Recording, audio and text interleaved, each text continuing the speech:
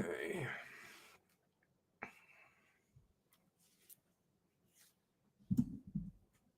Howdy, Sad. I'm just going to grab a quick coffee. A couple of you roll in.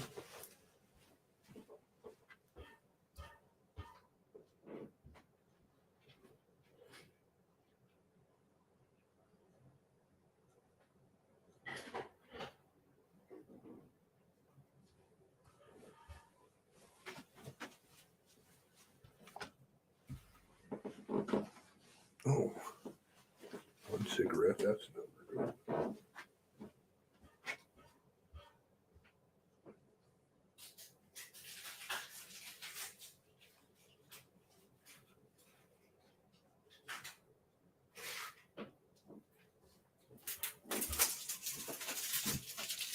There we go. Better. Oh, 3 of you. Oh, 3. Maybe my last presentation wasn't that great. I tried to do it a little bit better and succinctly, but it doesn't matter. Numbers aren't important. The message gets through to the people that matter. Okay. All right, so we're going to read Dennis Daley, some of Dennis Daley's stuff here. Just an excerpt because the actual hello, Nikki, Sergi, Tara, Nosy.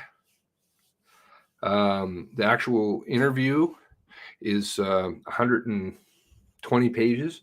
I have no problem reading that. No problem at all. But for the sake of finite time is a bit of an issue, right? They're going to just try and move away from all this. They've got all kinds of other goop going on in the background, distracting everybody. And yeah, certain issues. I saw that come up in the something in the Discord the other day, and I'm more than happy to look at anything, but things have to be prioritized, and I'm just going to do it that way for now. Rightly or wrongly, who knows? Okay. All right, so this is Dennis Daley's interview. It was conducted, the times that these things are conducted on is a very important timeline to follow. One moment. Where am I here? This one. Yep. That. Okay. The interviews and when they happen, and when certain materials become available. It's all very strategic. It's very sad. It's kind of sandbox type stuff, building blocks for people in diapers. But, whatever, little people. Then some people grow up and get a little smarter. Anyway, all right, so Dennis Daley's. This is Assistant Commissioner Dennis Daley, who, of course, is the commanding officer now of Nova Scotia. This is part 4 of 5. All right, so it's 601. Again, September 15th, I believe, is the date of this interview. Let me just double check that out. September 15th, yep. And that's all very relevant. When the interviews are conducted.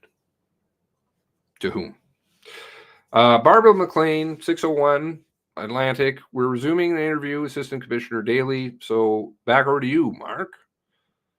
Mark. It's, of course, MP3, so they have the audio.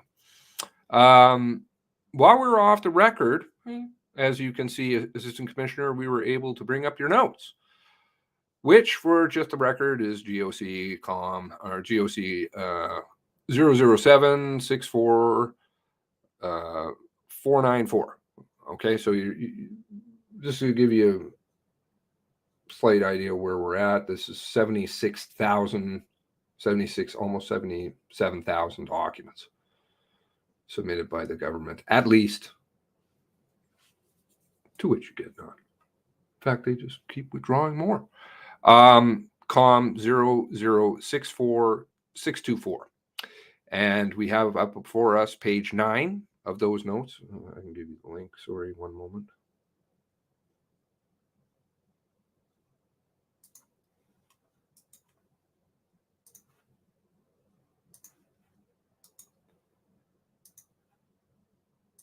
Caper.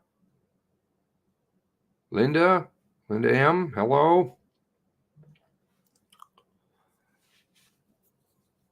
And my question to you is simply whether you've had a chance to look at these notes, whether you have anything to add to the discussion we've been having about the meeting on the bulletin, and in particular your position. No, I don't have anything to add.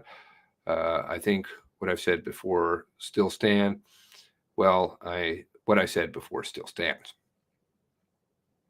And so I'll just ask you to ask the team if there were any follow-up questions before I move on to an area. Another area, right? Okay. None for me. None for me. Okay.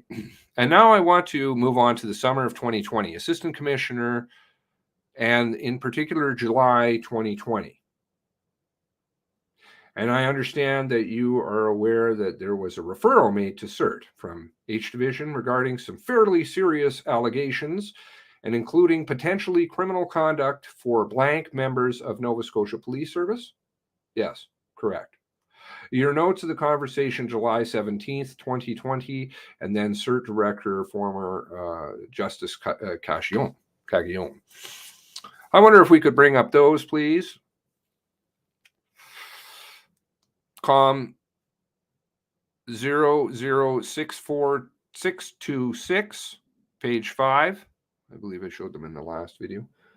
Which we could get, but yeah, okay, anyway.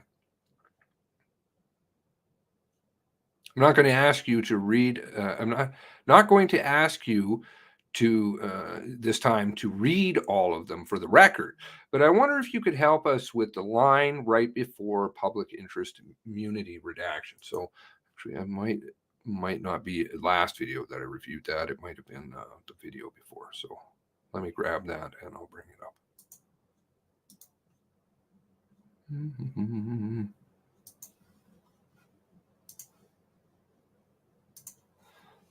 64626.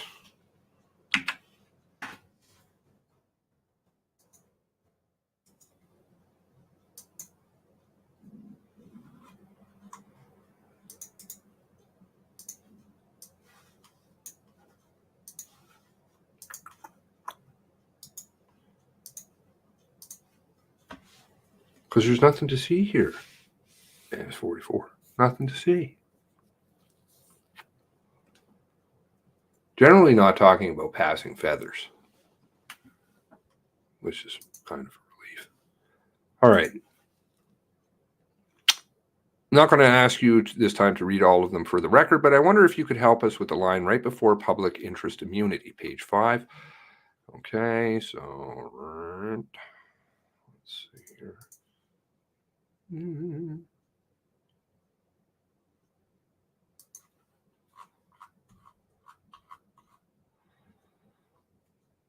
Oh, yes, this was what I did show them last video. Okay. So this was the stuff. This is his handwriting is not easy to cipher. The allegation, the CERT allegation. Okay. Redaction. It looks like it begins with, well, I'm not sure what it begins with. If you could just, the couple of lines right before then. Yes. So for clarity purpose, I've never met with Director Cagillon. I know who he is. He was a former justice of Nova Scotia. I did not meet with him, so I'm assuming I'm not even sure who I'm talking to at this point.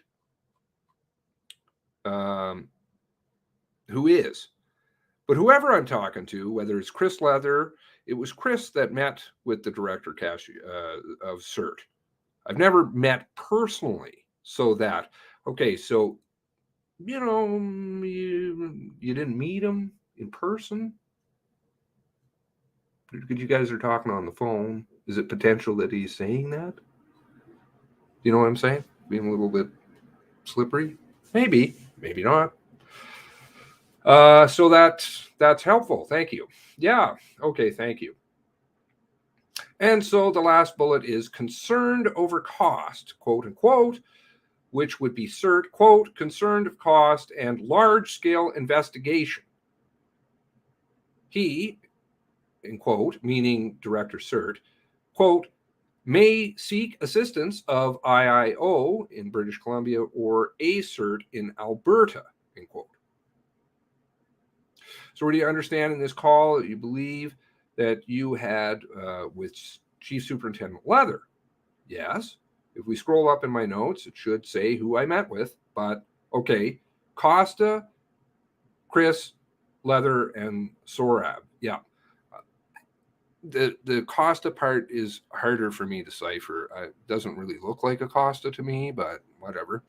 I understand your notes do say, though, that he, and this is in reference again to then Director, CERT Director Cacchione, that, quote, he would be invoking his mandate, and quote, do you recall being told that? I don't recall it now, but I made a note. That's what I was told. Right. Who told him? He doesn't know. Right. And you later learned that CERT would not be invoking its mandate. I do have a memory of being told that, but I can't. There's something that happened, but I don't recall exactly what happened.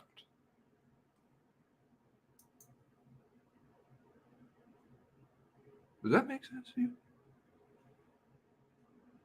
It sounds like somebody who's having some difficulties. I do have a memory of being told that, but I can't. There's something that happened, but I don't recall exactly what happened. Okay. LOCK. And so, what we're trying to get to the bottom of, remember that you have 8 days before the conclusion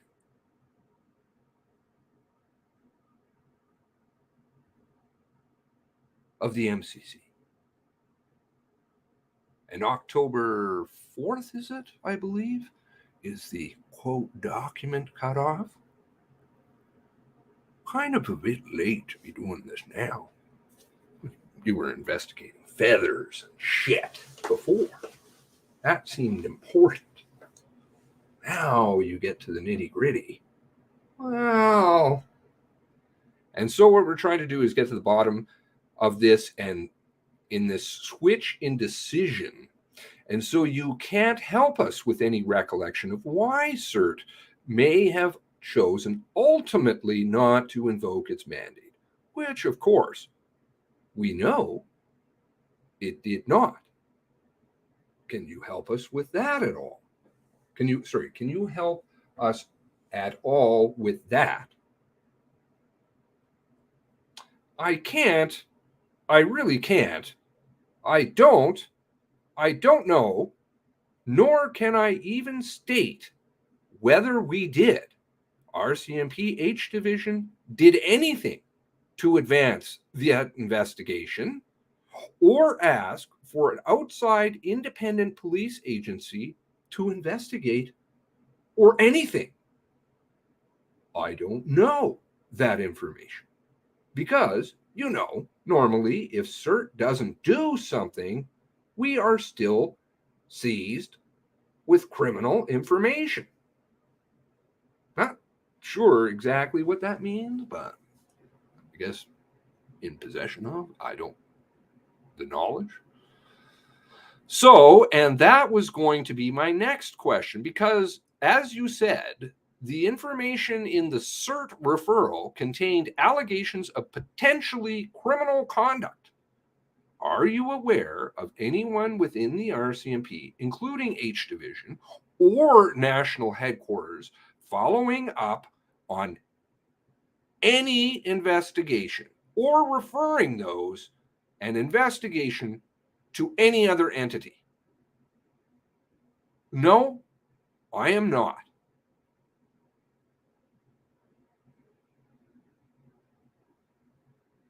Again, this is a running saga, so it's all the earlier stuff I'm giving before, but what? Do you have any discussions with anyone about that topic? That is, whether some investigation would be done into those allegations? I don't recall having any conversations other than these initial ones. I'll just ask the team if they have any follow-up questions to that before I move on to another area. I have one question from the notes. After it says, quote, he will invoke his mandate, and quote, can you read what follows there? Quote, will invoke the non-disclosure piece into the act that prevents director. I'm very curious about that. I've been reading the Police Act, which is, I believe, what they're referring to, that prevents the director. What does that mean exactly? Non-disclosure piece into the act that prevents the director. Okay. Do you know what that is referring to? I don't. I don't at all. And so besides this one phone call, I think you made a reference to, I like this, people who listen carefully like that, to discussions, plural.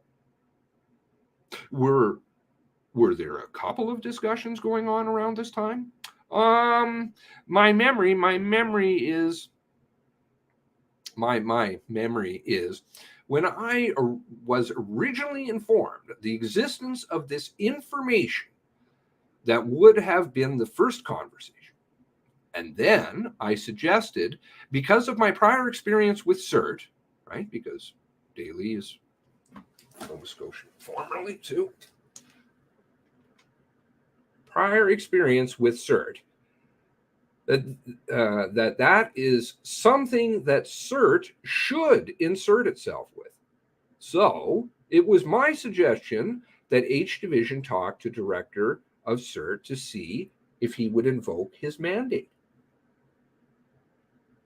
Well, okay. Seems like Chris has really been pushing, but fair enough. So this would be the second. This is what happened during that discussion. So that would be the two separate discussions that pluralize that. I don't recall anything further than that. I learned why the director changed his mind, or then what we did about that. And besides the conversations that you're having with the Chief Superintendent Leather and Superintendent, sorry, now I've forgotten his name. Who else was on that call? Diamopoulos and Sorab Rupa. Yeah. Thanks. So I guess Chief Superintendent Rupa is also at national headquarters with you, as opposed to H Division. Are you having any conversations at national headquarters about this? Really fucking serious. Very, very serious. I don't recall. In my notes, I may have briefed Deputy Commissioner Brian Brennan. Oh, but I don't have any recollection of that right now. Or sorry, I don't have any recollection right now of that. No. And besides your initial suggestion to, I'm assuming to Chief Superintendent Leather, when he first brought the information forward to you to notify CERT, what other advice or suggestions did you give, if any, as you continued to communicate about this. I really don't think this is coming from Daley. I think it's coming from Leather. I think the tail is in the notes and the paper trail. I don't recall, after getting this information, where he was going to invoke his mandate. I don't recall anything further. I don't recall anything offhand. Anything further in closing any sort of loop. Okay. And you don't recall any discussion about this with the commissioner, Commissioner Lucky, I mean? Oh, no, I would not have talked to Commissioner Lucky. I generally, unless like right now, Brian Brennan's on holidays for 2 weeks, so I'm acting deputy commissioner.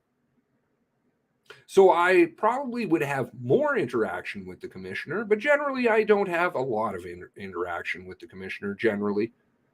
So I would not have discussed this with the commissioner. No.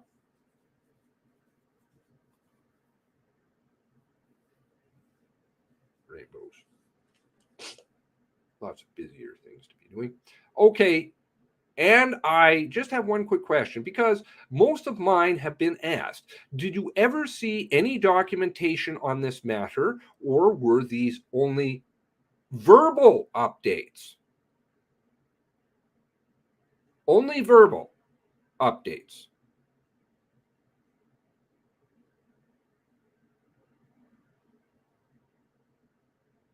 No paper trail. Handy.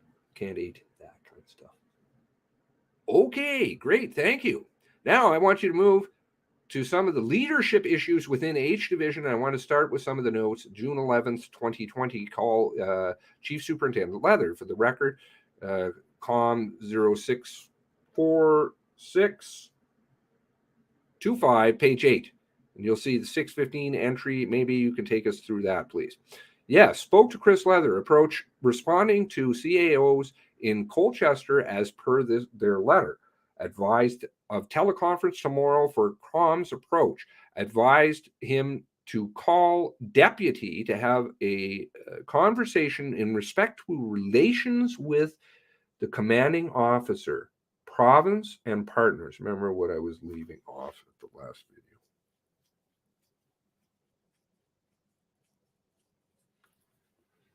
So focusing on the last bullet with the relationship issues with the CO, police partners, do you recall what concerns Chief Superintendent Leather was expressing at the time?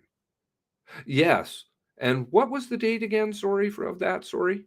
June 11th, 2020. June 11th.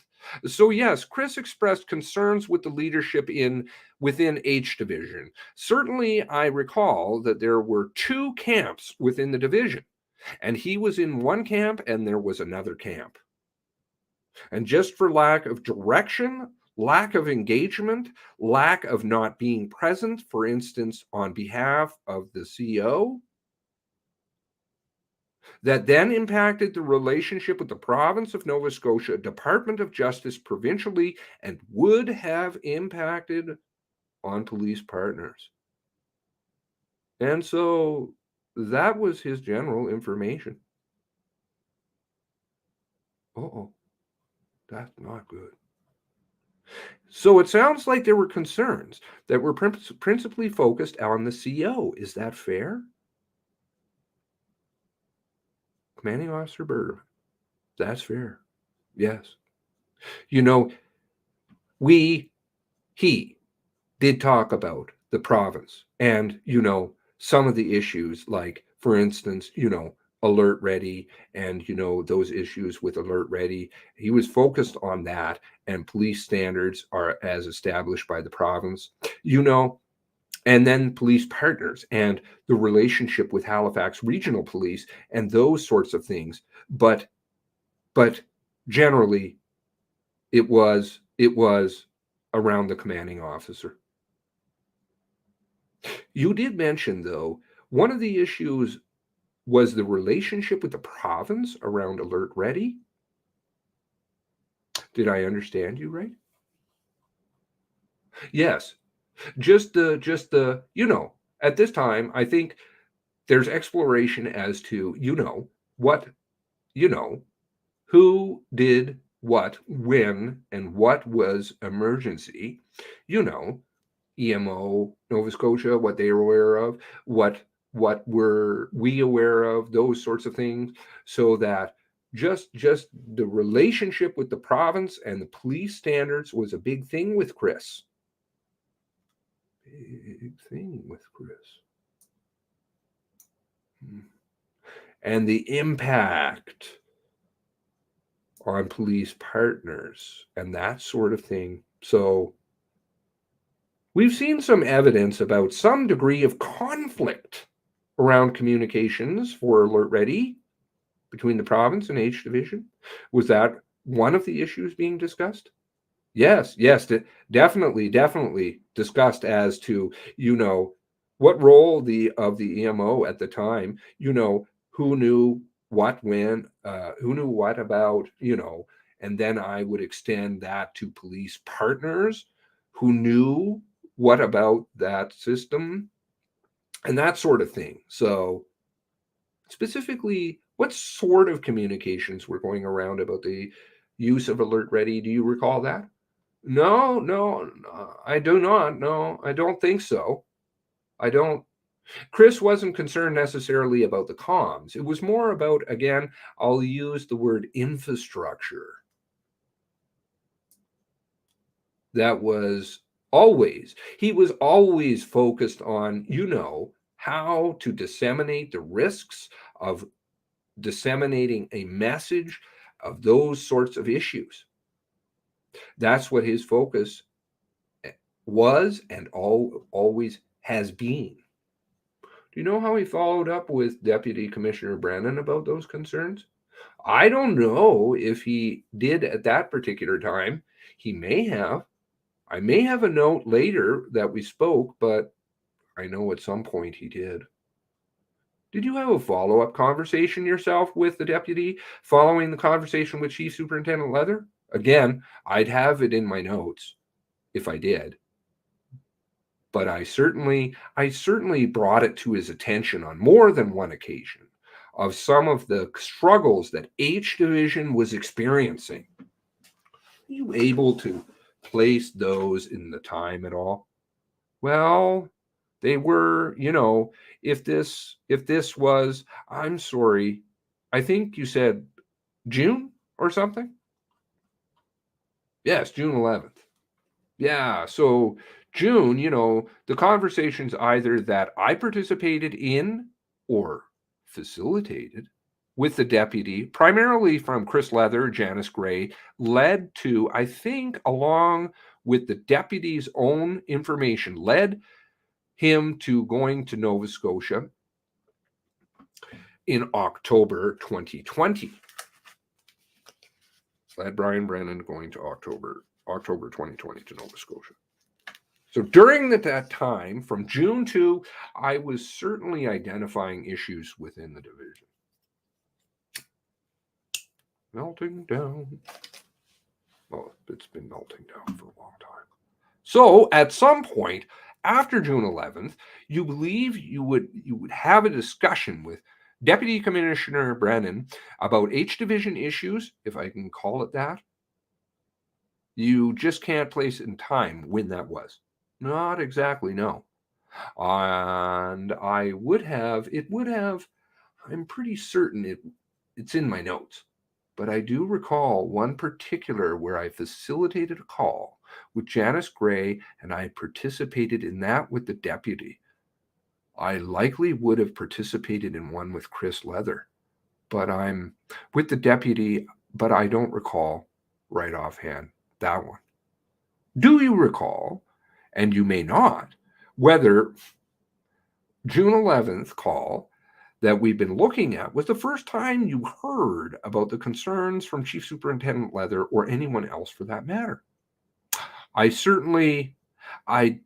don't recall, so I would have started my position in January 2019 and Lee Bergerman roughly at the same time.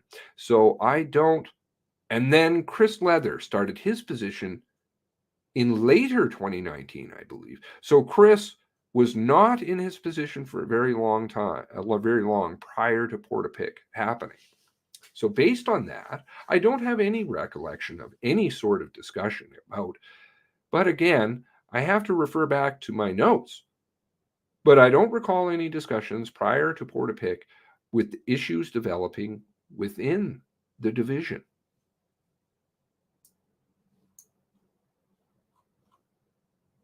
Let's move forward about a month, if we can, and have a look at your notes from a further call with Chief Superintendent Leather, July 13th, 2020, this time from Comm 0064626.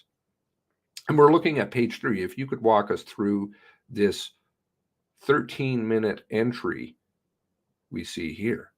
Quote, spoke to Chris Leather afterwards, discussed the situation. That would be a reference. He, quote, discussed situation with the CO.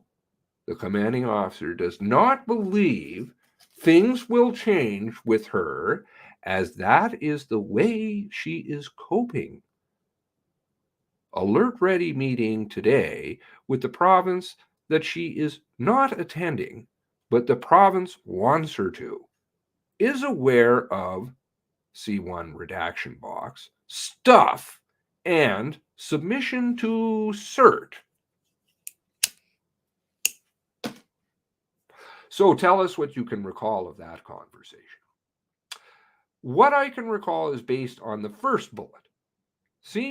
I seem to recall that either I just asked him to discuss things with, like, to have a full, frank discussion with the commanding officer, like, you got to put this on the table.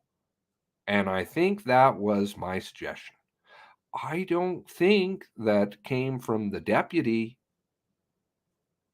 but so it caused him to have a discussion with the commanding officer over issues that he was experiencing within Nova Scotia. So, but his response, he did that, does not believe things will change with her, as that is the way that she is coping, end quote. Not sure exactly what the coping piece refers to, though. I know that one of the issues that then, that surfaced as Chris and I were talking about her attendance at work and whether she was either working remotely or just not being found, period. So I think that the referent that is, quote, that is the way that she is coping, end quote. Alert ready meeting today with the province, but she is not attending, end quote. I don't know, quote, but the province wants her to, end quote, and the commanding officer of the province is expected to do certain things. And one of them, is meet with their client. And the client is Nova Scotia, is the province of Nova Scotia. And I would extend that to mayors and wardens and the municipalities, because they pay our bills directly in the model of Nova Scotia. But, and with, if he makes a reference that the province wants to, I'm making the assumption that the deputy minister would be present, or the assistant deputy minister, and they want her, and she wasn't attending. So for me, that's a huge red flag in my experience dealing in those positions.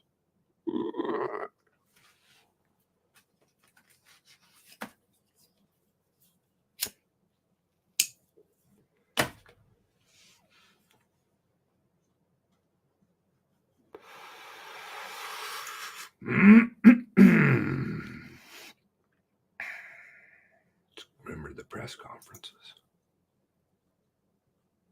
By this time, that is July 2020, and are other senior officers with H Division reaching out to national headquarters with concerns? Do you recall? The timing of when Janice Gray did, I'd have to look at my notes again, but I'm not aware of any other senior officers that are reaching out to national headquarters. Not to say that it isn't taking place, but it's not like Sorab Rupa came to me and said, Costa Diamopoulos is, and Rob Doyle, and other names within. No. Yeah, just to assist you, we are certainly aware of a call that you received from Janice Gray in October 2020. Oh, okay. So you don't recall in the summer of 2020 any reach outs from others within H Division? No, I don't. At this point, are any steps being taken by anyone within national headquarters in response to the concerns that Chief Superintendent Leather is raising? Not that I am aware of. No. I want to move just to follow up piece on the Quintet Wellness report. When I refer to that, you know what I mean? Yes, I do. Mark, before you go there, can I ask one question about this note, please? So just the last line here where it says is aware of, and then there's a redaction, and it says quote stuff and submission to CERT, end quote. Is that a reference to that the commanding officer is aware of the CERT submission? I can't, without knowing that personal information piece, I can't complete that sentence. Okay. And so that is a redaction that covers the name of the police service. So if that assists you, it's the same CERT referral that we were just speaking about before. Oh, okay. I'm sorry we've out of chronology here because this is July 13th call. And what we're looking at a little bit earlier was a July 17th call. So this is a few days earlier. I would, based on my note there, where we were talking about the province, maybe the province, he may have been referring to the province being the Provincial Department of Justice is aware of. If you're saying it's the Truro CERT referral, then that may be what the reference is. Okay, so you don't have any memory of what was discussed at this meeting on that issue? I don't. What it says on the page there? No, I don't. No. Thanks. We're returning to the Quintet report. Do you recall approximately when you first received it? I first received the Quintet report roughly the long weekend in August of this year, 2022. Just when the participants, it was sent out to the participants who participated. I got a copy as well. And were you involved in discussions of when it first came to national headquarters in the fall of 2021? No, I had no idea the Quintet report was this, like the notion of being a third party to do it in any sort of way. I had no idea it was taking place. I didn't know until I didn't even know it was called a Quintet report till much later. I knew it was as a wellness report. But I was, and you may know this, but I was named the commanding officer back in September 2021. So my discussions with Chris in and around that time, he kept referring to the wellness report, and it's completed. And is this report completed? Because he wanted to see some of the recommendations and action some of the recommendations.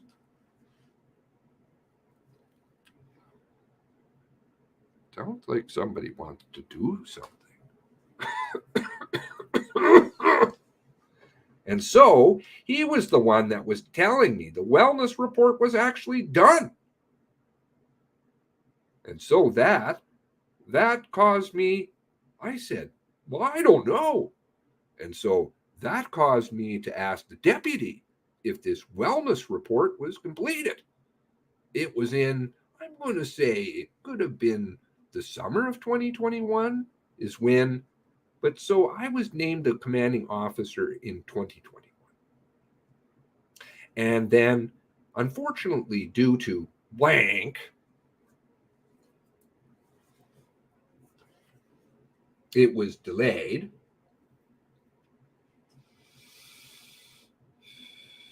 And then Chris became, he was always acting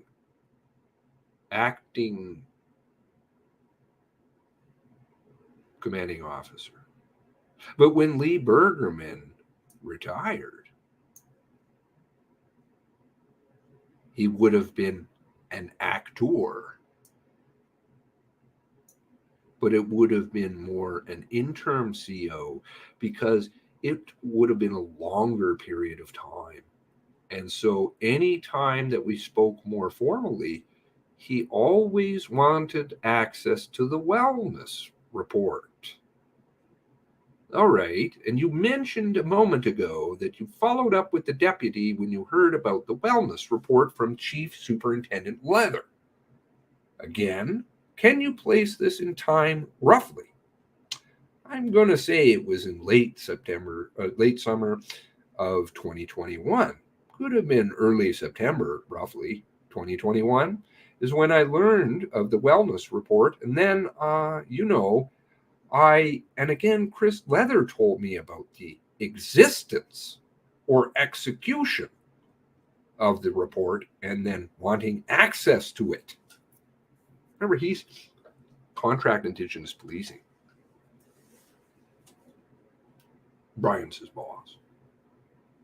And that caused me to go to Brian and wonder where the wellness report was. And what did he say? I distinctly remember the first time he wasn't sure of the status of whether it was completed or not. I'm going to ask Ms. Ronsley to bring up Comm 0059981. There are some notes of Chief Superintendent Leather. These are some notes of Chief Superintendent Leather. I want to see if this is consistent with the evidence you just gave us to help us put us in time. It's page 10. Sorry, Mark.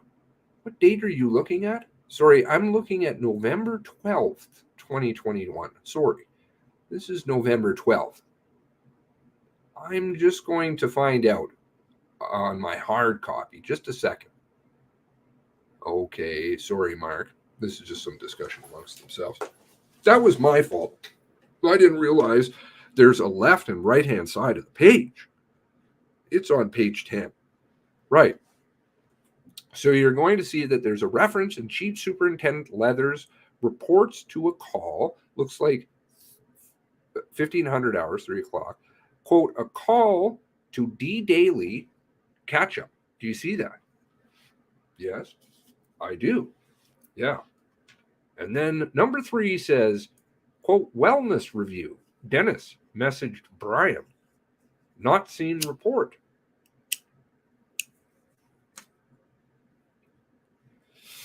End quote. Again, let's just put that in time. So this is a little bit later than I think your earlier memory. So this is November 12th, 2021. Does that bring anything back for you?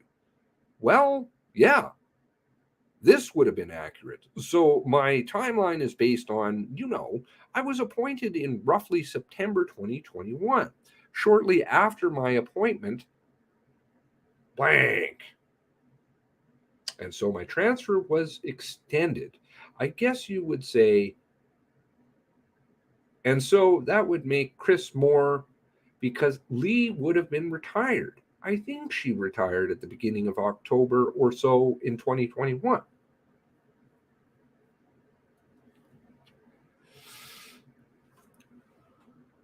But she was never really around.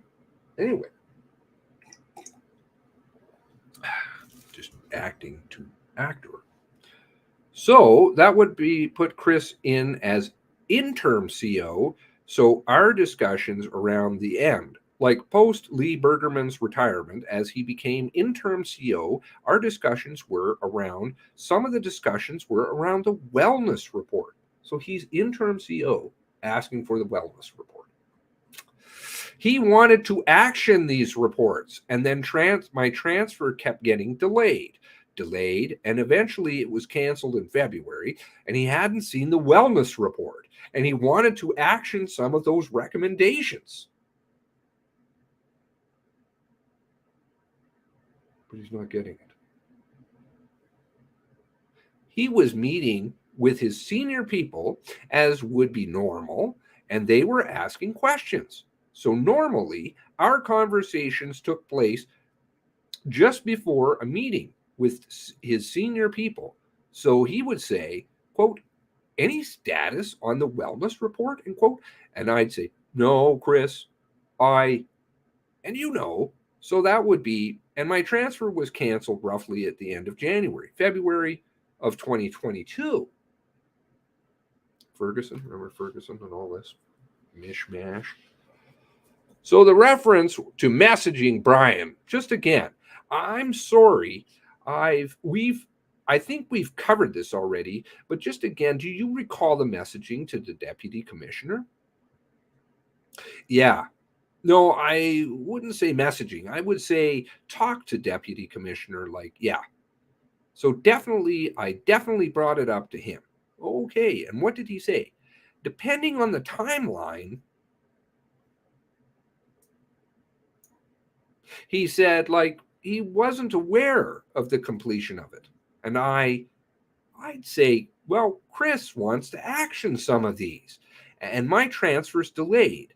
So are we going to action some of these, or what?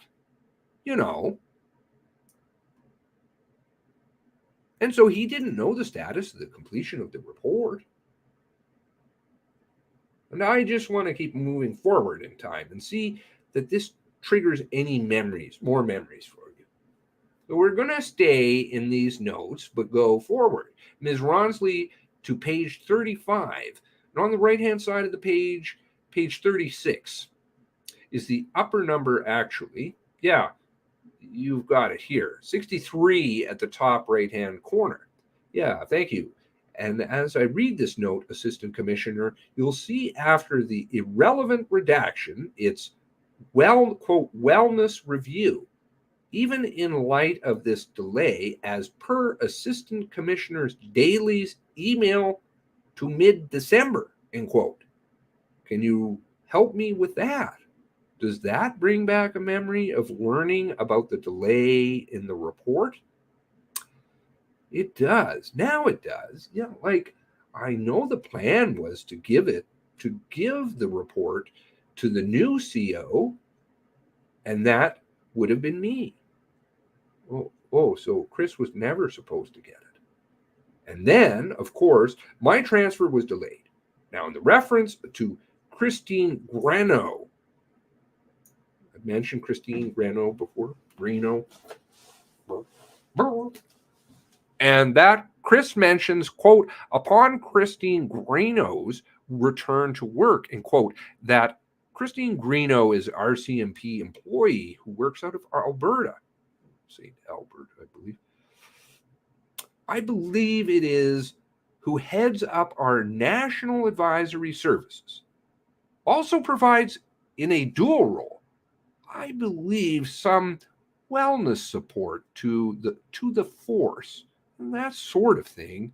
So the National Advisory Services, as I understand things, primarily that role is to kind of coordinate litigation against the RCMP and class actions, and to be much more, to be much more coordinated for litigation across the country in order to assist legal services, DOJ legal services, and to provide the response for the commissioner.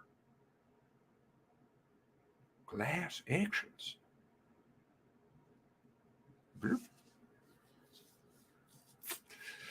Like if there's decisions that the commissioner needs to make, then this National Advisory Services are the gateway into the commissioner. But Christine also provides some support on the wellness side. So that reference, though I don't recall anything as to why, was delayed until her return. Huh? Are you following? Now, would this potentially be a delay in disclosure until she returns so she can be involved in the management of it? Because we know that at least, that national headquarters had received it by September 30th, 2021. So at this point, national headquarters has it. Could this be about disclosure? Disclosure. Does that ring any bells? Disclosure to whom? To H Division. Oh, it doesn't ring any bells. But that would, to the participant, I wouldn't say to H Division, but to the participants in the wellness review, yes, it could relate to the disclosure to them. Yes, it could. But to say exactly what Christine Greeno's role would be, I don't recall. Sorry.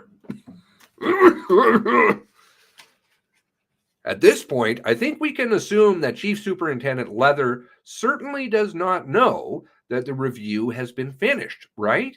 Is in the possession of national headquarters. Yes, I would agree with that. Yes. So then, even though he keeps asking for it, so he can actually do something.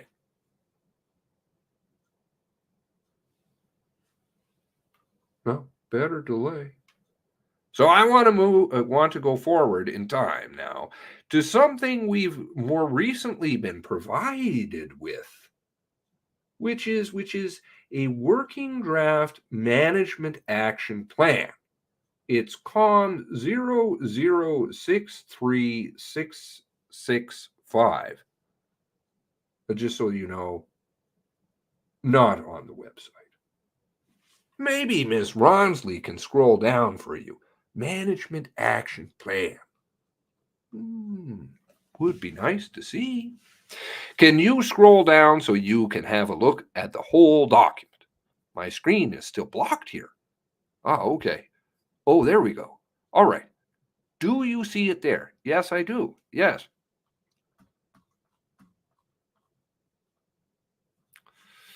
So maybe, Ms. Ronsley, can you just go and show the title? Yeah. Have you seen this document before, Assistant Commissioner? Yes, I did. Yes, I have. Yes. And it appears it is still labeled a working draft, right? Yes, it is. When did you first see this? I saw this August long weekend of 2022 when I got the redacted version of the wellness report. Oh, August.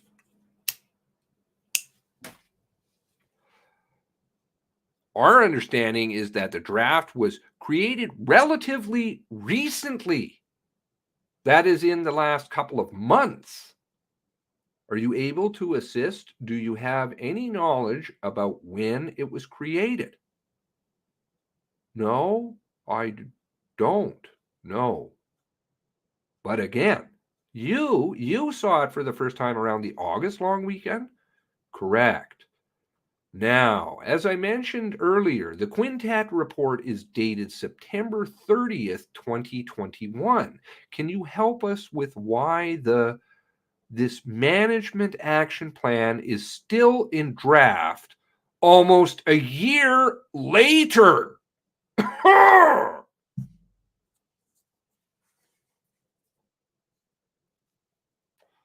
I don't. I don't have an answer to that. What what I can tell you is some subsequent conversations I've had after receiving this document. All right. Why don't you tell us about that? So, subsequent to this, and of course, I'm being transferred now, will become the CEO of Nova Scotia.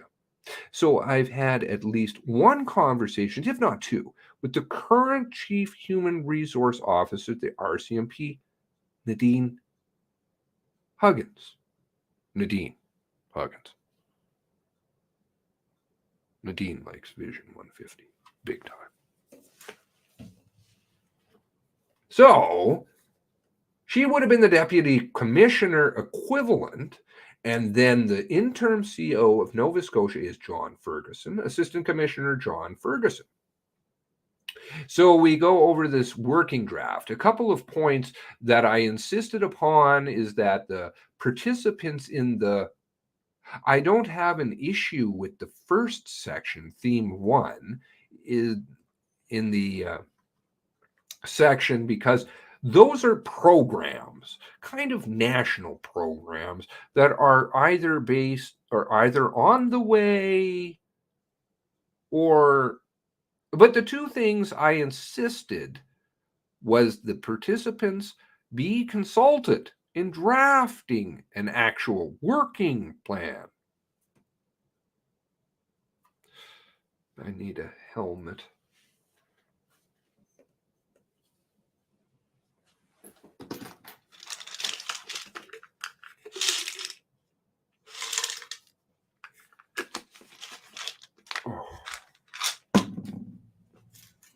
Just one moment, please. Oh my. And the second thing I would have insisted upon is that I, as CEO, will own this action plan, that National Health Headquarters will not be owning this action plan. So one of the other piece of our conversation, so there's the two things there. There's the CHR, the CHRO has one of the virtual town hall with the participants that I was not at. And at the time, and this would have been in the because I believe the participants got the report at the same time I did, shortly thereafter. Maybe because after the long weekend, but shortly thereafter. And so she subsequently had a virtual town hall with them and committed to going to Nova Scotia in September. And I do know that she is going to Nova Scotia on the 19th for mental health champion for RCMP is accompanying her, and they are meeting with employees, the participants in this, on the 20th of September. And I am hopefully I am to hopefully participate virtually, though I don't know if the meeting's been set up yet. But to listen to the participants and start the consultation with the participants. So you said that the incoming CEO, as the incoming CEO, are you going to own this plan? Does that mean you are going to be responsible for getting it into its final form and implement it? Yes. Yeah. That would be I would take responsibility for that, in consultation with participants and others, but I will take responsibility for the action plan. So, just generally speaking, without getting into any of the specific action terms in this plan, because you can't see it, it sounds like at least have the CHRO heading out to Nova Scotia to have this meeting. Yes. What other plans are in place? First of all, finalize the plan and then implement it. I'm not aware of any other plans that I'm aware of to finalize the plan or implement it.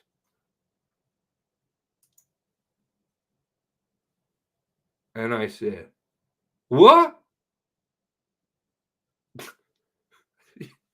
Just do nothing. Promise lots. It's unbelievable. But I'm going to own it. Something. I don't know what it is. All right.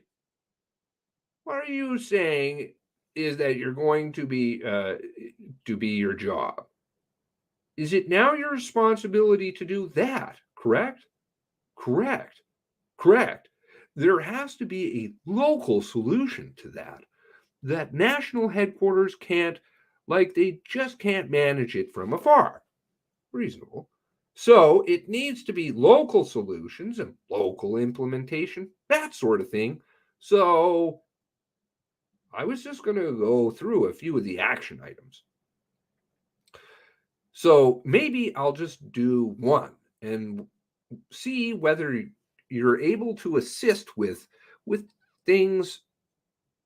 As it seems like it seems like perhaps not a lot has happened yet. Well, nothing. There's going to be a meeting in a few days. Maybe. Nadine will fly down. Oh my God. But if we just go to page 2, Ms. Ronsley, in the first row about supporting mental wellness follow-ups, you see, and maybe we can just make things a little bit bigger.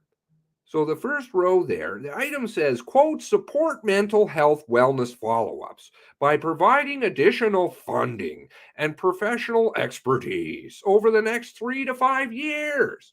If there's insufficient local resources within Nova Scotia, consider consultation outside of the province. And it says, quote, under development, medium-term recommendation, end quote. So I take from that, no steps have been taken in that regard. Under theme 1, those under theme 1, myself as a CEO, can maybe influence. But those are national suggestions. Now, I don't know what additional professional expertise over the next 3 to 5 years refers to. I'd be very interested in whoever developed this, whether the CHRO expects to finance this, because normally the province of Nova Scotia would have to. In our contract and billing, they would have to fund this. So I don't know exactly what they are speaking of here. Do you really think they're going to get more money? Just develop more plans from Nova Scotia? You guys are screwed down there. And they're just wanting more to hide other things. Is that something that you intend to get your head around when you get into that position or into your position? Yes, for sure. For sure. Absolutely. Because I want to be clear. When you say you're going to take ownership of it, I take it you're going to take ownership of the entire plan. Appreciating some of it doesn't necessarily get implemented by H Division, but I take it you're going to assume responsibility for all of it? But he didn't know it. Yes, correct. Yes. So you'll be working with the folks in national headquarters on supporting mental health follow-ups. Is that fair? Yes, correct. So we don't need to go through the entirety of the document, but is it fair to say that the work, generally speaking, has yet to commence in terms of implementing these various items in the work plan? With the exception of theme 1, now, quote, re-examine the leadership, end quote. Re-examine the leadership. What all did that entail again? Oh, right. Lee retiring, transferring your upper executive, Janice going poof. Re-examine the leadership. Now, theme 1 is grouped for what I would, Archie, God, how many Jangas, say comes under the purview of national and then the CHRO. Now, there's divisional components to those, but those are generally national strategies that are being developed. Quote, theme 2, re-examine leadership and governance.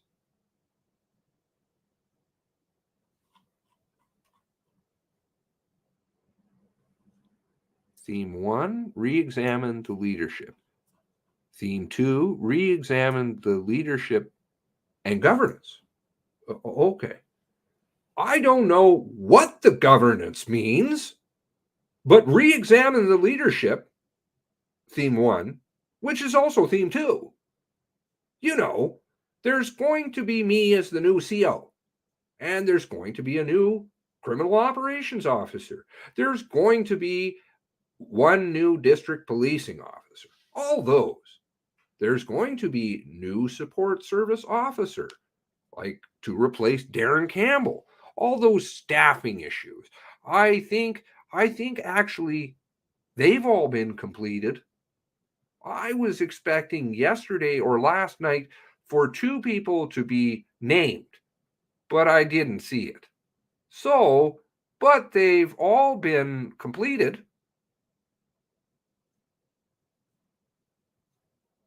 So they're all on transfer status.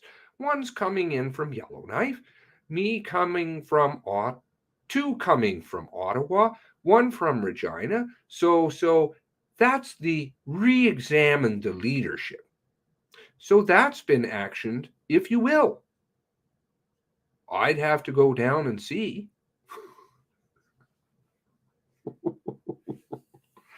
But again, the participants. I think the principal point the participants didn't have any input in this. So, I'm not sure if that would fit what they were actually, feeling at the time. And, if that would address, and of course, we've had some significant retirements or transfers out.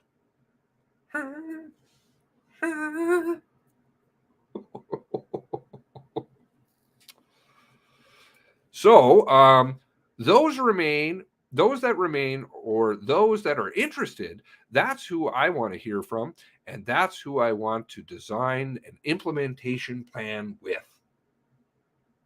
So if I understand what you just told me, this was developed by someone in national headquarters. Do you know who, by the way? I don't know.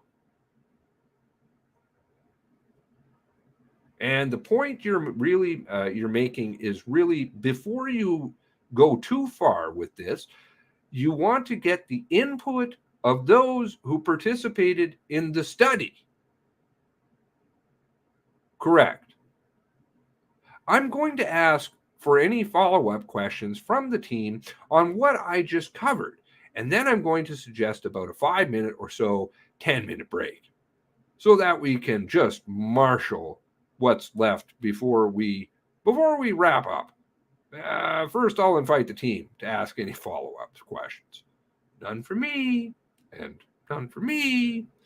Okay, why don't we just take a 5, maybe 10-minute break, Assistant Commissioner, if that's all right? Perfect. And we'll just huddle and try and figure out what we've got left. Okay, thank you. Okay, thank you.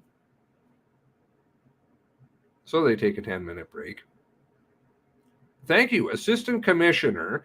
We're just going to turn to a specific discussion that was held on June 4th.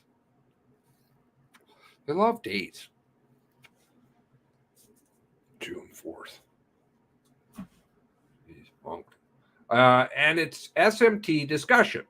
I'd like to, just before we learn a little bit more about that discussion was about, and we're going to head to your notes. And just for example, Comm 0064628, and it's page 30. I'm sorry. There's actually an 8 on the end of that. 64628. Oh, I'm sorry. Just for context. Okay. All right. So it's senior management team meeting, in other words. Yes. So then Ms. Ronsley, now scroll down to the item C on the top of the next page. I'm wondering if you could help us read through what that says. Quote, enhanced learning opportunities following critical incidents to learn change gap information from oversight bodies. Hope I haven't put anybody to sleep yet, but this is kind of interesting. Do you recall what learning opportunities were discussed on that call? If you could scroll the previous, does it have any relation to previous discussions? Oh, yeah. No. That's okay. Scroll down, please. I think, and I'm sorry, can you just scroll up again? I just want to see if it continues with Dr. Craig Bennell, or if C. Oh, yeah, okay. So this all references perhaps the presentation that I did at our senior management team. So, and part of my work, I'm a big support of the Canadian Association of Chiefs of Police and a co-chair of committee, and I'm also doing work on the use of force for police. And so I notice the terms. Remember the email I read a long time ago? It's not a we thing up there. It's just a I thing. Me, I have this. Look at me. I have a task force, if you will, with 14 police agencies across Canada, and with the support of the Chiefs of Canadian Association of Chiefs of Police. And I'm looking at revamping our entire whole use of force model. So this briefing talks about what I'm doing. And then Craig Bennell is a professor, PhD, and we work extensively with Carleton University. And he's one of the lead researchers in Canada on police stuff. What's that? What that? It's very technical there. What was that? I kind of missed that. Oh, police stuff. Remember how many professors and stuff there were at the Mass Casualty Commission? You know, they all putting in studies and all kinds of stuff. They're from all over the world.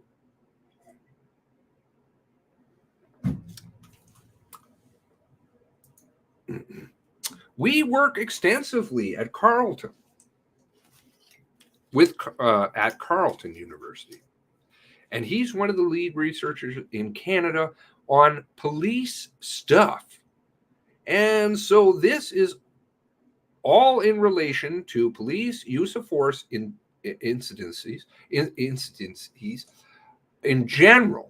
And some of his research and discussions around investment in training, improving training in areas of de-escalation, enhanced public education, what use of force is, what it isn't. You know, that usually use of force is all totally justified, but mistakes will be made. And then part C, if you scroll down, refers to enhanced learning opportunities following critical incidents.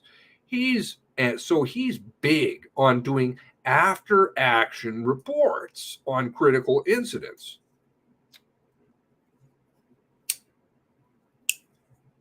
Professor.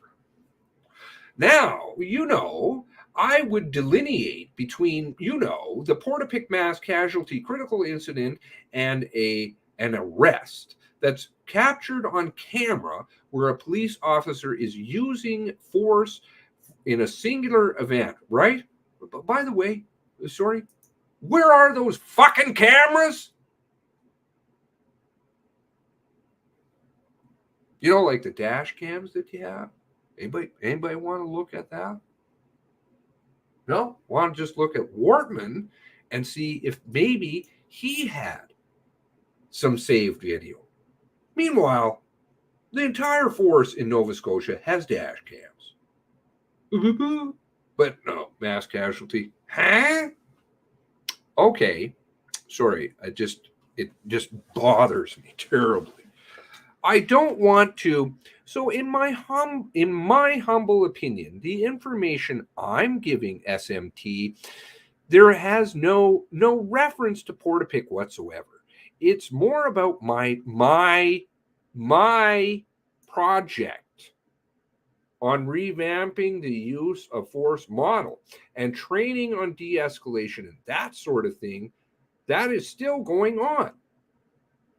And so similarly, there is a gap in information from oversight bodies, like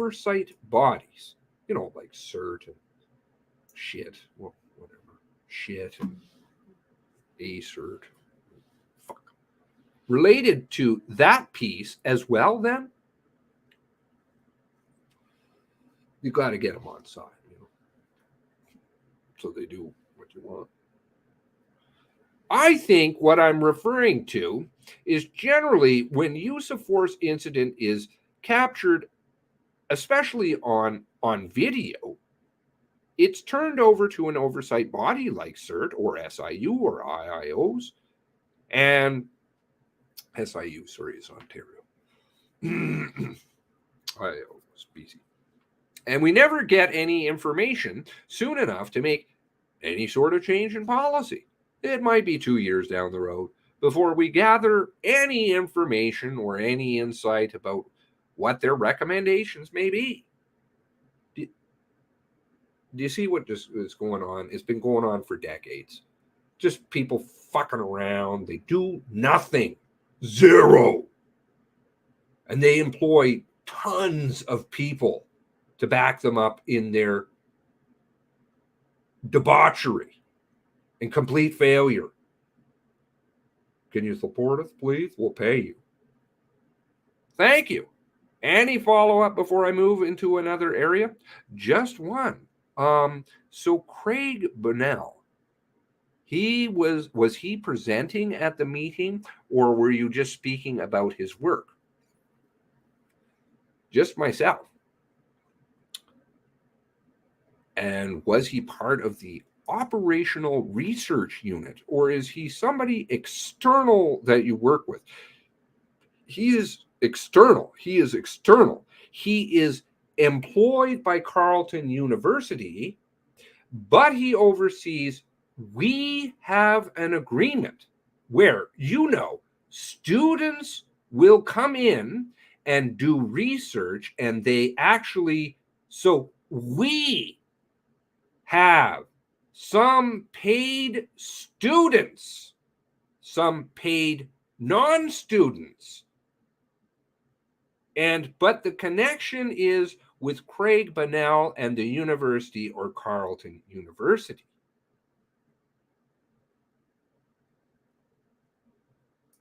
And you wonder why the traveling circus that I always refer to is around. Because they're paid. So who do you think pays the piper? Who gets to call the tune? It's very independent. Okay, and for the record, some of his article, he's the co-author or have been exhibited in relation to some or of the earlier round tables of the commission. Yes, that's right. Craig Bunnell is on the website. But Carleton is Ottawa. Do you see how this operates? It's just a huge trough, all to support a sinking ship that doesn't want to clean up its act. It rather get you to pay. Just like for the billboards on the side of the fucking highways. You know you love this. Here, try it. It tastes like shit. Yeah, yum. I want to eat it now. Huh? And it just, but to the point, the students you're referring to, you're saying the RCMP employs students to work with the operational research unit, or is that right? Yes. So I have full-time people that work, led by a PhD who's got his PhD under Craig Bunnell. And so I have some paid full-time employees. Sir, who pays the fucking bill? I do. I want my underwear back. Then we bring in paid students at certain points who are working towards masters, or we just had one finish their PhD. Oh, watch for them in the next circus. Fuck, and then they go off to other universities. It's just a joke, man. But then we have unpaid students, but they're all under the tutelage of Craig. Okay, so let's see. The students, Craig's getting paid. Do you think that the non-paid students might want to toe the line with Craig? Because if they go against Craig, if they go against the RCMP, how do you think their grades might do? Because that might fuck Craig out of his money. Do you follow?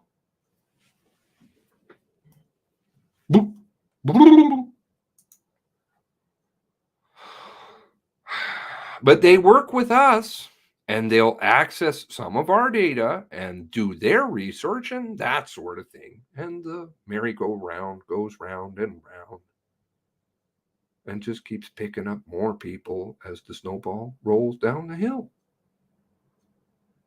And so these are graduate students? Yes, for the most part. They're graduate students. Okay, so they're graduate students, then they're PhDs. PhDs generally go do what? Oh, they work as professors. So they'll go work at other universities. How many people that were giving BS presentations, which have Canadian ties, even in Australia, were professors?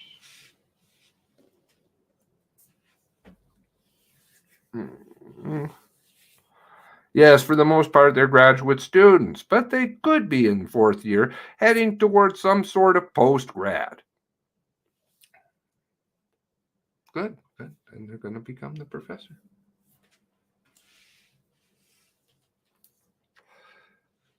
In fields like criminology or in general or psychology.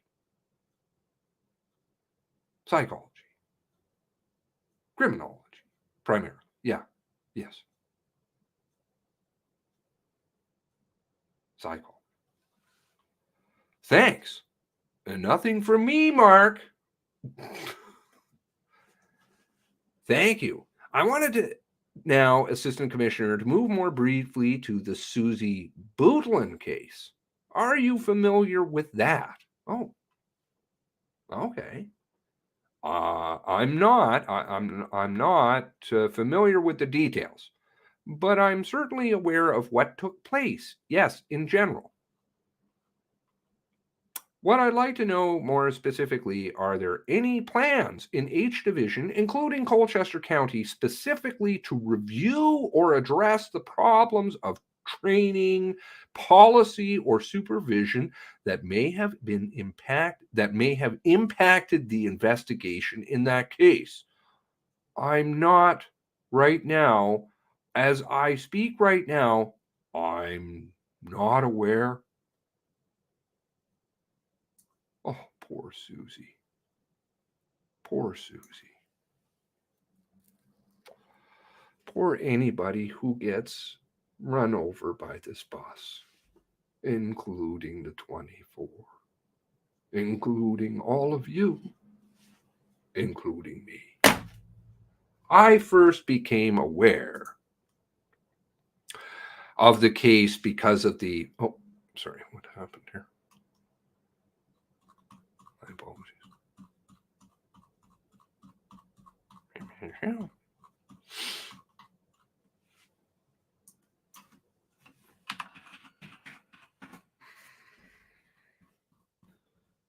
I first became aware of the case because of the Civilian Reviews Complaint Commission opened up some sort of, I'm going to say, a public interest review of that. And that's where I became aware of the actual case. So you're not aware of the RCMP looking to do a review at this point? I'm not aware, no. Although, let me rephrase that. My understanding is that there was an independent officer review that took place post the death of Ms. Bootland.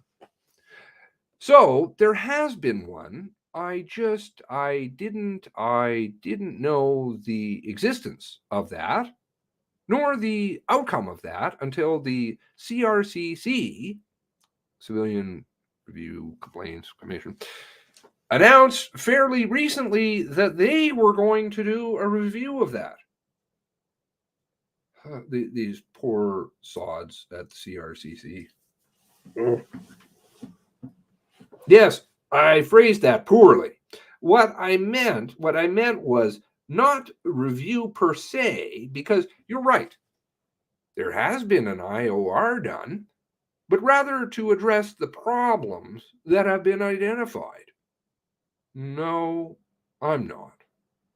Now, normally, we, in normal case of business, we get, as our general practice, we get recommendations sent to us from, public inquiries, fatalities, under the Coroners Act, IORs. So I would have to check with Sorab Rupa to see if he has any awareness of any sort of work taking place as a result of the IOR in Nova Scotia. He is the commanding officer, right? But as it stands right now, I'm not aware of anything. And maybe that's a segue into the next question. Which is your new role in H Division Commanding Officer? I'm wondering if you could talk about what your key priorities will be for H Division.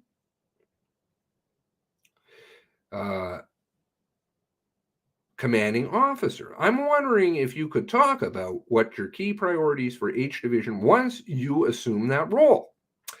Key priorities that I've done a lot of thinking about, really in no particular order, for me will be strengthening, and in no particular order, but I see to enhance that includes strengthening the relationship with Nova Scotia Department of Justice as our contract holder. By coming with your handout, pay more. That's going to strengthen things. Okay. And not doing things. As a result of a contract holder, I would also extend that, because the model employed in Nova Scotia, the municipalities pay for frontline. Oh, okay, good. Somebody's actually paying for something. I thought he was, because it was his employees. So I would extend that to mayors and wardens and councillors within each municipality. So I see that as a relationship. It's quite evident, like I know, and also what the commission knows now about the status of relationships with the Nova Scotia Chiefs of Police. Doesn't seem to be very good. So that would be an important Another certain priority for me will be to strengthen the relationship with the Indigenous communities, the Black African Nova Scotian communities in Nova Scotia. Significant clients in both areas. Significant. I would also suggest that there's work with, as evidenced by the Quintet report, the one that Chris never got to action, never got to see. I would extend that to employees, not just the participants in the Quintet report, but also employees and employee morale. Well, I think that was in the toilet for years. And I would hazard to say, I'll put $1 down, y'all knew it was in the tank. Down in Ottawa, y'all knew H Division was a cesspool of people not being able to get along. But because you had Vision 150, you had to keep that one going. But I'll expound upon that at a later point in time.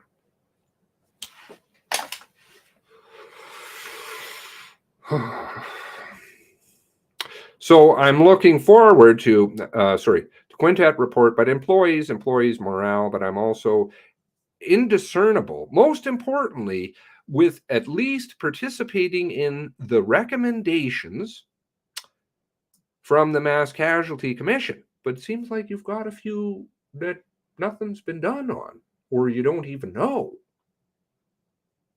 other than the fact that people have quit and moved. That's the one that's been done. Jenga. So that I'm looking forward to what those recommendations are. So if I can characterize things in a couple of words, I would look at, the leadership of providing that stability for H Division. And then probably most important will be to attempt to, renew the trust and confidence in RCMP in Nova Scotia. We've taken quite a hit.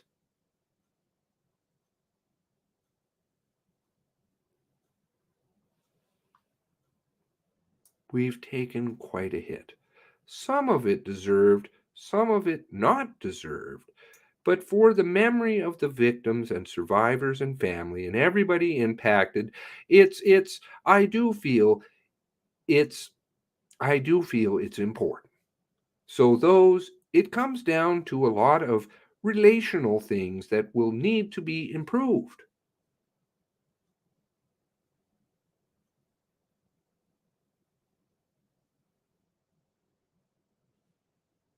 breakfast.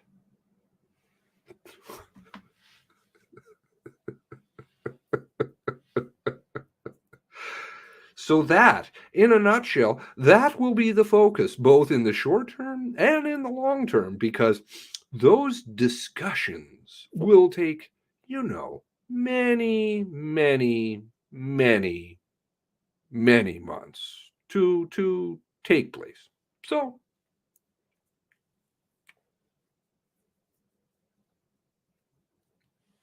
I thought the burning of uniforms was helpful. Oh, I don't know whose bright idea that was. What do you see as key challenges taking on this role? Key challenges, in a nutshell, are the relational. I think the relationship, it's rebuilding that trust, confidence in its various, whether it be police partners, stakeholders, that advocates, whether it's intimate partner violence advocates, or the provincial government.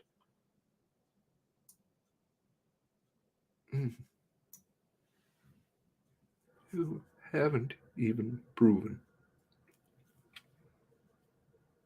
And now we get sued. I think H Division needs a reset. They like this term now. Well, they've liked it for a couple of years. Employees need time to reset and recover.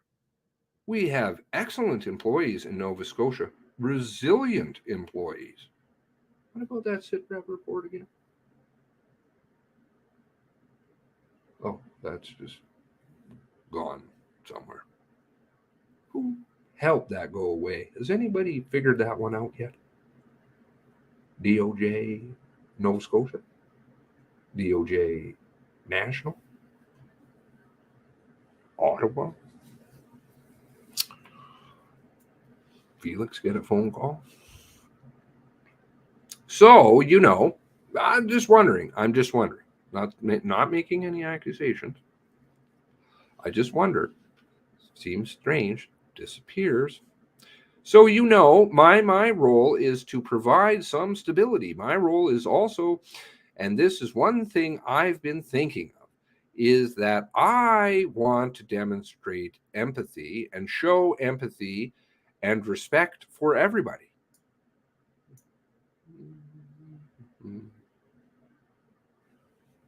Who's been through the Portapique incident, and yet I also have a role in moving the division forward. So it'll be that balance, and that will be a challenge for me. I wasn't there, and I didn't, though I know some of the facts, I didn't live it, and Nova Scotia is a small community, and that's why I wanted to go back. And so I have 3 kids that live in Halifax. I want to be there, and I want to be part of the next step for the RCMP. And that's what's driving me.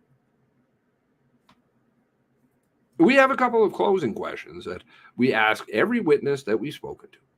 And the first one is whether there is anything that you'd like to tell us about that you think the commission should know that we haven't asked already during the course of what has now been a very long day.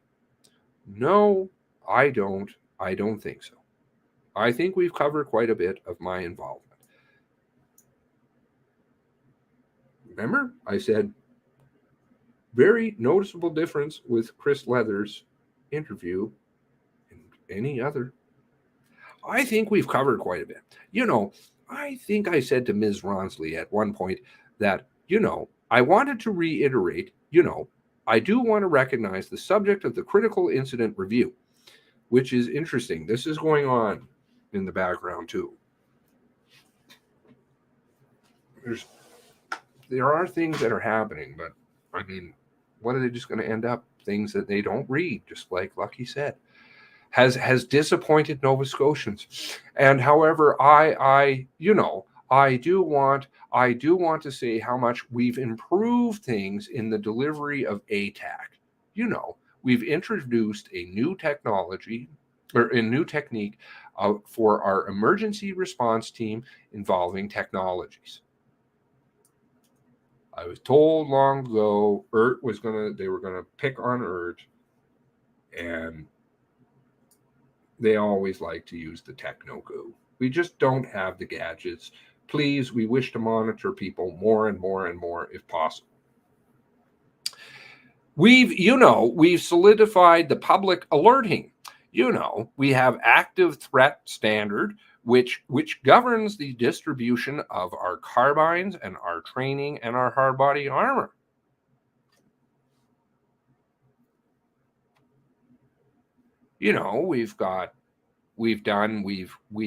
We've done significant amount of work with that. Has bore fruit. Trees bear fruit, sir. In our response in recently in Saskatchewan.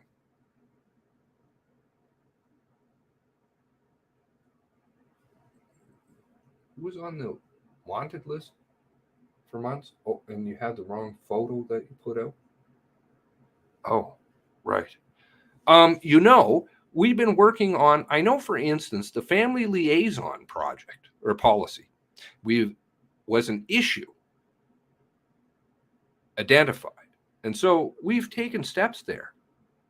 So we are listening. And I think we've covered quite a bit.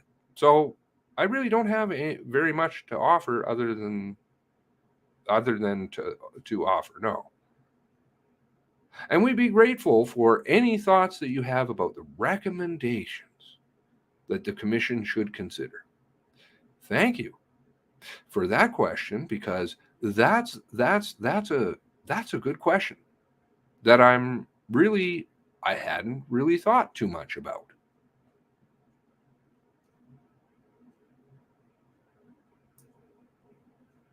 That. But I would look at the recommendations. Some recommendations that I've seen, and I know that this has become a point with the commission as well, that there's been articles about not implementing recommendations. What did you say earlier about the stuff? Oh, that's right. You didn't know, or none really has been actioned. But some of the recommendations that I'm aware of in the past, the ones that you currently have, some need, and not necessarily coming out of critical incidents, but some recommendations and reports, require some legislative change. Yes, we can advocate for, but it's not within our purview. So I would hope recommendations come to us that we can achieve.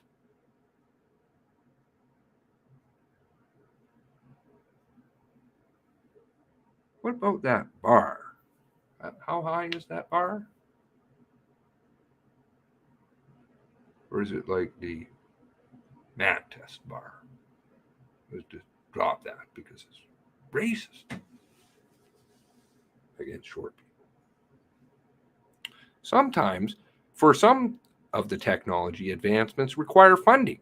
So if there's going to be recommendations coming to us from the commission, if there's going to be,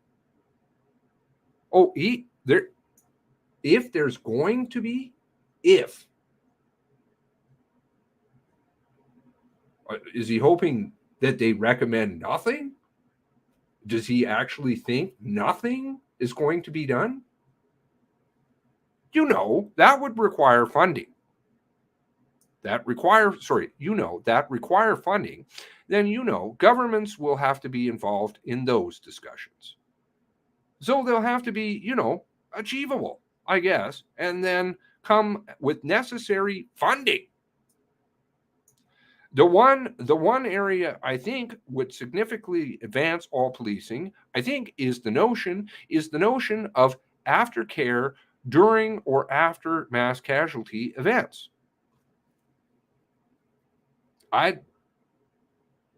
Anybody feel that the aftercare, in light of Leon or Mills or Bernard or any of the victims, Tara, any of the families, victims' families, are you happy? Are you as Nova Scotians happy, even though they pump out the 1-800 number and say we really care? Or is it just a dead end? Has anybody ever phoned the 1-800 number out of mild curiosity? Or does it just tell you to go and get an app or something?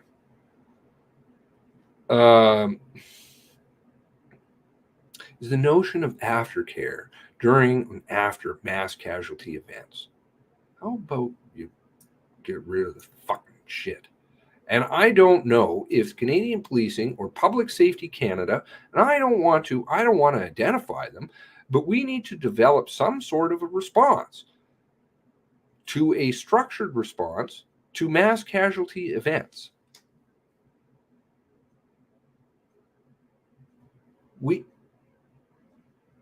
We need to develop some sort of a response. Oh boy. I know somebody who's going to have a fucking huge problem with that one. They're going to be real mad.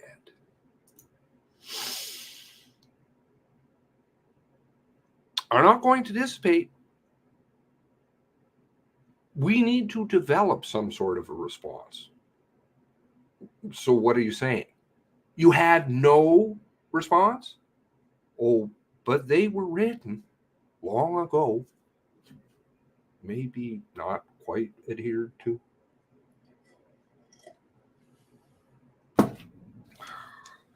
And I've actually quite a bit of learning since even our response in Saskatchewan, because we do have I would describe it in its infancy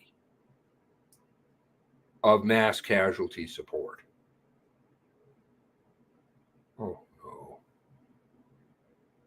I can only imagine the millions and millions of pages that you will, and studies and groups and whatever else, to get you to a point that you might say you have an intermediate understanding. But I think the commission's already heard from people like Sue O'Sullivan and a lady by the name of Maria McDonald is with the OPP. She sits on, what's that? My Law Amendments Committee. And Sushil Gupta, like, they have their notions towards of support towards mass casualty events, and the FBI has some sort of structured mass casualty support where they actually go in and support after. But we've seen Portapique, we've seen F Division Saskatchewan with their incident. We saw the van attack downtown Toronto. Oh, no. We see the shootings in GTA the other day. These events are not going away, and I'm not sure if police and supporting police, like the supports to police in those situations, are fully developed.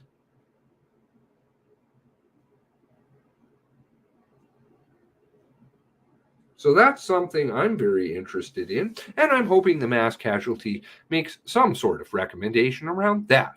I think it's pragmatic, it's practical, it can be achieved, but we need some sort of national governance over that. What I would suggest, and could I just ask a clarifying question on that part? Yes. When you say aftercare, you're talking about support to impacted police? Are you talking about, is that right, first of all? Are you talking about the support to anybody impacted? Yeah, in that language, I would say more victims, families, survivors that that area. Because in my recent discussions with Maria and Cecile, I don't know if those are employees also of his from some unknown university. I'm sure we could look. I forget which one told me, but their literature, well, I'm sure it is literature studies, has told them that the first responders feel audio cuts out briefly. I have a test of the fire alarm system coming so.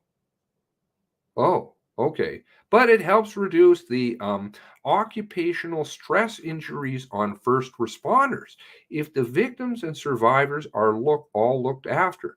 So it's unique relationship as I understand it.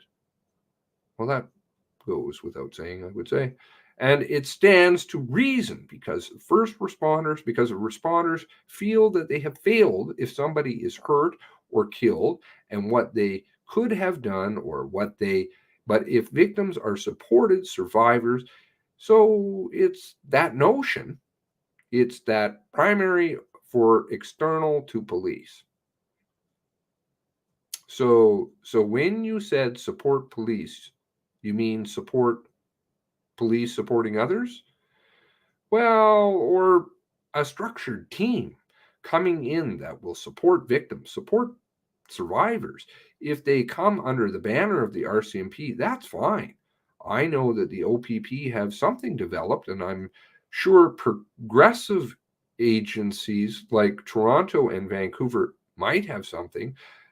But I think there should be some national discussions that take place around that notion. And if they've already discussed, they would know much more than I would about the whole possibility. But you have some people employed for you. Thanks. Sorry about that alarm. I don't have to leave, and that's a good thing. That's good. Any other? Well, first of all, I don't know if you were quite finished, Assistant Commissioner. So if there's anything else you wanted to add, then I'll invite the team for any follow-up questions. No, I'm finished there. Thank you. Okay, yeah. And I just have one follow-up. Commissioner Lucky, in her interview with us, in her testimony in public hearings, she talked about Vision 150. So I'm wondering where that fits into your priorities. Well, I'll tell you. So Vision 150, it's significant. Obviously, 150th anniversary for the RCMP.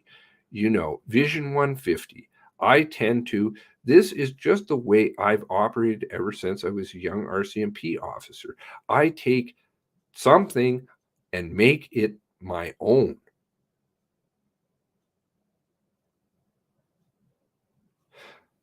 So yes, in the Vision 150, whether it be our police services, changing the culture,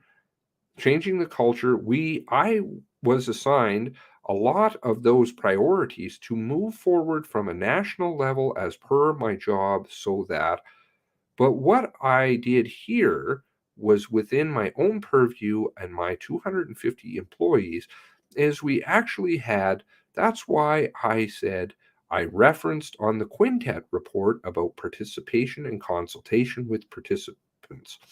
I had a 2-day facilitated engagement, and we came up with our own 150 strategy.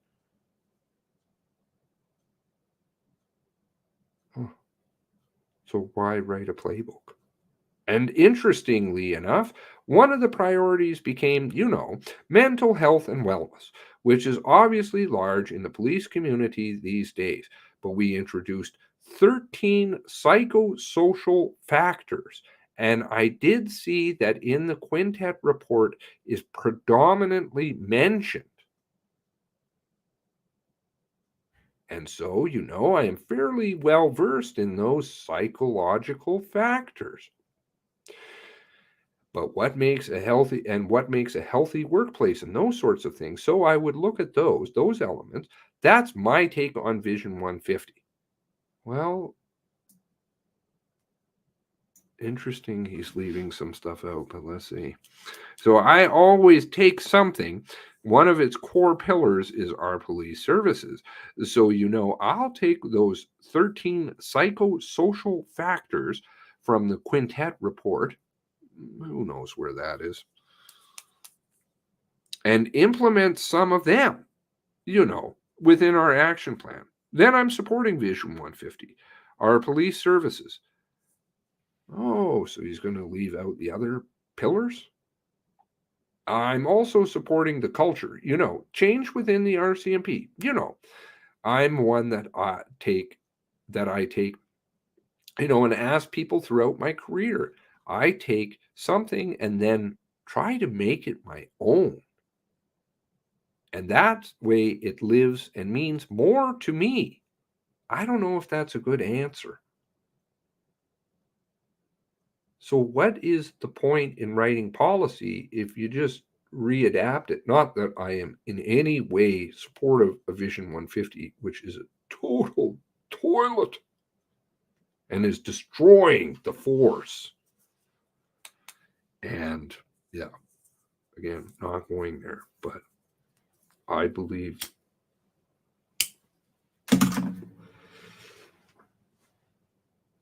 look closer at Vision 150 and Nova Scotia. Sure, it's your answer, and it's the answer. Thank you. Good. Just to do a follow-up for you or any other senior executives or leaders in the RCMP, does your performance review touch on what you're doing to support Vision 150 and its priorities? Yeah, significantly.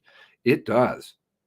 This is like, these people are, how many people in here are thoroughly acquainted or at least have some acquaintance with Vision 150 and its agenda? Because it's not just 150th birthday cake for the RCMP. The pillars. Okay, and we just got ours for the next year, and I think there's a component in there too. But I haven't turned my mind. We just got it, and it's so okay, great. And those are my questions. Thank you very much. Assistant Commissioner, thank you very much. It's been a long day. We're very grateful for your time and assistance today. Thank you. Good. Thank you. Have a good evening. Thank you, everybody.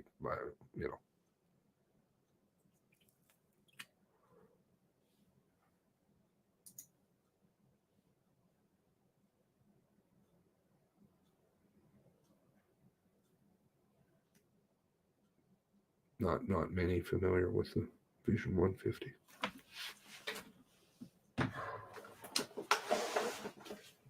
Well, it's their own doing.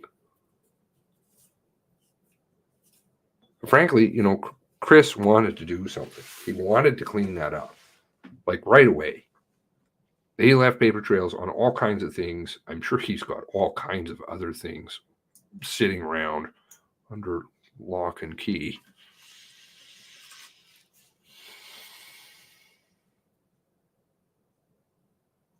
Anyway.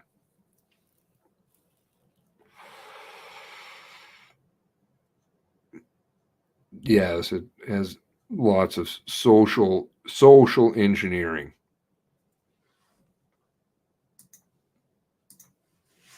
It's a deep rabbit hole. I don't profess to know tons about it, but I know enough, and I've definitely heard from some people on it.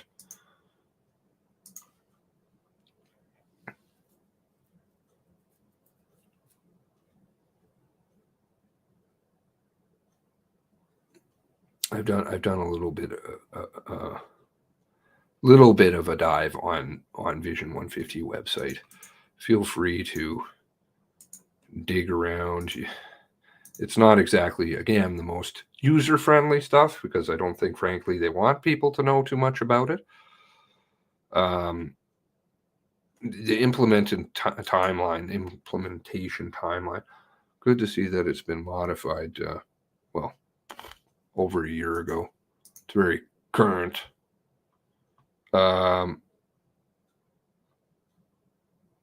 It's all these dates and these lofty, vague, ambiguous goals.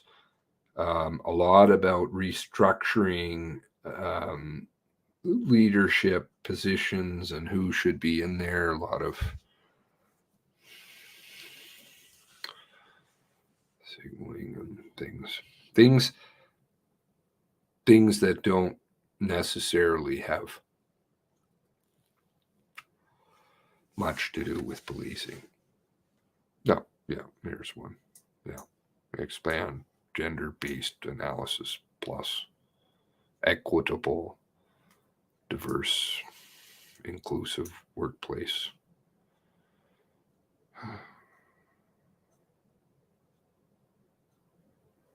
I just put something down on a piece of paper that really doesn't have a lot to do with anything. Oh, I guess sometime in January 2023, they may begin to hopefully have addressed issues with trust.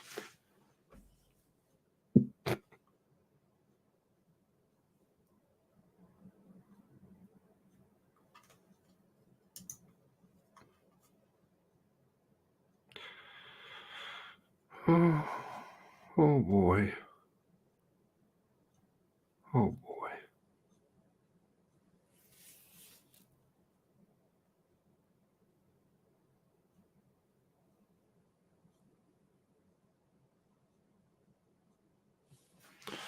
Before this, it makes me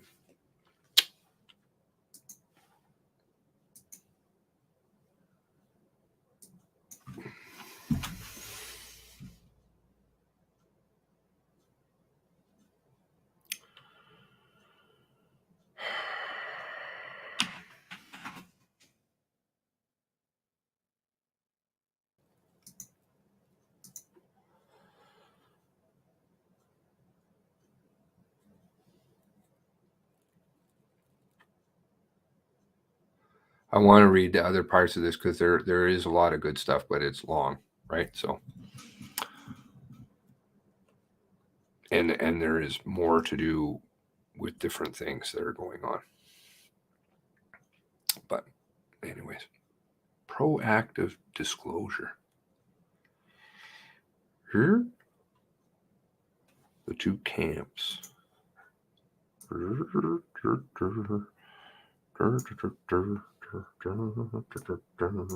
Anyway, okay, so thanks very much for joining me.